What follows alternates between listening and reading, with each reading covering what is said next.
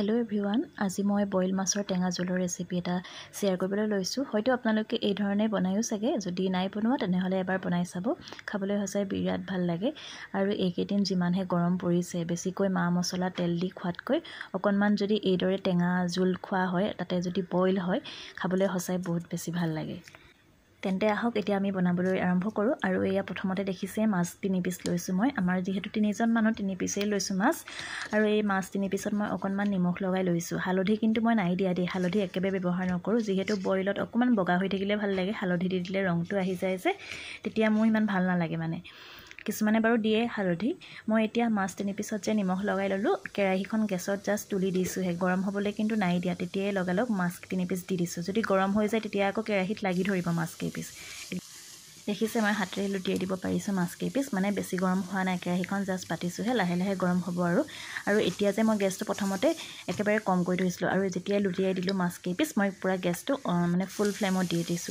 এইদৰে প্ৰথমতে যদি বনোৱা আগতে মাছ কেই পিস অকনমান এইদৰে হেকি লব পৰা যায় তেতিয়া যে মাছৰ কেঁচা গোন্ধ এটা থাকে সেই গোন্ধটো একেবাৰে নোহোৱা হৈ যায় খাই হে কাৰণে ভাল লাগে মাছৰ আকৌ কেঁচা গোন্ধটো থাকিলে ভাল নালাগে ন খাবলৈ এতিয়া দেখিছে নহয় ইয়াতে মই অলপ ডাঙৰ ডাঙৰকৈ কাটি লোৱা বিলাহীখিনি দি দিছো মাছ কেই পিস কিন্তু মই অকনমানো লৰাই দিয়া নাই যেনেকৈ আছিল তেনেকৈ ৰাখিবলৈ দিছো যদি এতিয়া মই লৰাই দিও মাছ কেই পিস হয়তো ভাঙি যাব পাৰে যেহেতু কোমল হৈ আছে ন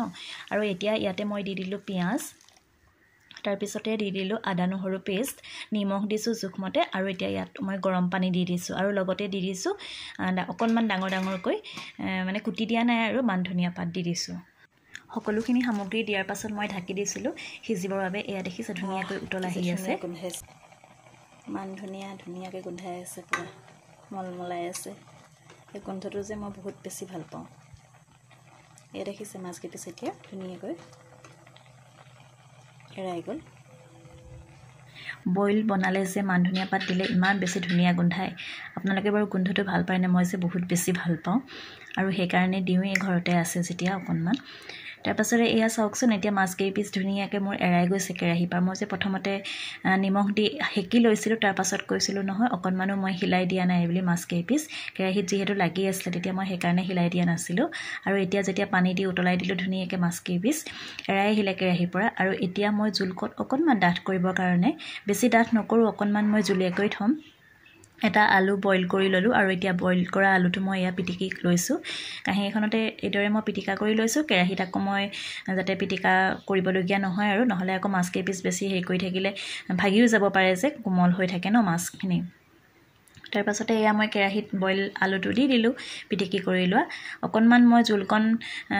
জুলিয়াই কৰিম যেহেতু মই ইয়াত টেঙা দিম বিলাহী টেঙা হৈছে আৰু তথাপিতো মই অকনমান নেমু ৰস দিম হেখত তেতিয়া অকনমান টেঙা হ'ব খাবলৈ ভাল লাগিব গৰমত টেঙাৰ জুল খাই ভালে লাগে আৰু এতিয়া ইয়াত দিছো অকনমান থেতেলিয়াই লোৱা আদা গোন্ধটো বইলত বহুত বেছি ভাল লাগে আৰু কেঁচা জলকীয়া এটা দিছো মই জলকীয়া বেছি নাই দিয়া যেহেতু মাইনায়ো খাব জ্বলা আকৌ বেছি হলে তাই খাব নোৱাৰিব যে সেই কাৰণে মই জলকীয়া এটা হেখত দিছো যাতে জ্বলা নহয় আৰু জলকীয়াৰ যে কেঁচা গোন্ধটা থাকে সেই গোন্ধটো আহিবৰ কাৰণেহে দিছো কিন্তু মই আপোনালোকে যদি জ্বলা খাই জলকীয়া অলপ দি ল'ব আৰু তেতিয়া আৰু এয়া চাওকচোন মোৰ হলেই আৰু একেবাৰে হেখত মই এয়া নেমু ৰস দিছো যিকোনো আঞ্জাত যে এইদৰে নেমু দিলে মানে হেখতে দিব লাগে আৰম্ভণিতে দিলে হিমান তাৰ গোন্ধটো নাথাকে আৰু লগতে টেঙাটো নাথাকে হেখত যদি দিয়া হয় তেতিয়া নেমুৰ গোন্ধ এটাও থাকে যে সেই গোন্ধটো থাকিব আৰু টেঙা ভাৱটো থাকিব আৰু লাষ্টত এতিয়া মই সৰু সৰুকৈ কুটি লোৱা মান ধনিয়া পাত দি দিছো এয়া মোৰ মাছ বইল ৰেডি হৈ গল আপোনালোকে বাৰু এইদৰে খায়নে মোৰ কিন্তু খুবেই প্ৰিয় মানুহজনৰো প্ৰিয় মোৰ ছোৱালীজনীৰো প্ৰিয় আমি সকলোৱে খাই ভালে পাওঁ এইদৰে আপোনালোকে বাৰু কি ধৰণে খায় মোক জনাবচোন মই আপোনালোকক দেখাইছো এয়া মই জুলকন কিমান পাতলা কৰিছো মই আলু এটা দিছিলো আলুটো দিছিলো যদিও সৰু আলু হয় মই অকনমান জুলকন পাতলাকে ৰাখিবলৈ বিচাৰিছিলো যদি আপোনালোকে অকনমান ডাঠ কৰিব বিচাৰে তেতিয়া আলু অকনমান সৰহকে দি দিব পাৰে নহলে মাছৰ লগত যদি মিলা কিবা তেনেকুৱা শাক আছে শাকো দি ল'ব পাৰে আৰু এয়া চাওক মোৰ ৰেডি হৈ গল খাই বহুত বেছি ভাল লাগিলে আপোনালোকে যদি এইদৰে খোৱা নাই এবাৰ আপোনালোকে খাই চাব তাৰ পাছত মানে আকৌ দ্বিতীয়বাৰ খাওঁ লাগিয়ে থাকিব আমাৰ ঘৰলে মাছ আনিলে এতিয়া বেছিভাগ মানে বইল কে খুৱাই হয় গৰমটো যেহেতু বেছি তেল মছলা খাই থকাটো ভাল নহয় আৰু খাবলৈ মনো নাযায় বেছি গৰমত আৰু আজিৰ ৰেচিপিটো ইমানেই আছিল যদি আপোনালোকৰ ভিডিওটো চাই ভাল লাগিলে লাইক কমেন্ট আৰু শেয়াৰ কৰিব আৰু যদি ফেসবুক পেজত চাই আছে পেজখন ফলো কৰি দিব আৰু যদি ইউটিউবত চাই আছে চেনেলটো সাবস্ক্ৰাইব কৰি দিব পুনৰ নতুন এটা ভিডিওতে আপোনালোক সকলোকে পুনৰ লগ পাম আজিলৈ আহিছে তেন্তে বাই বাই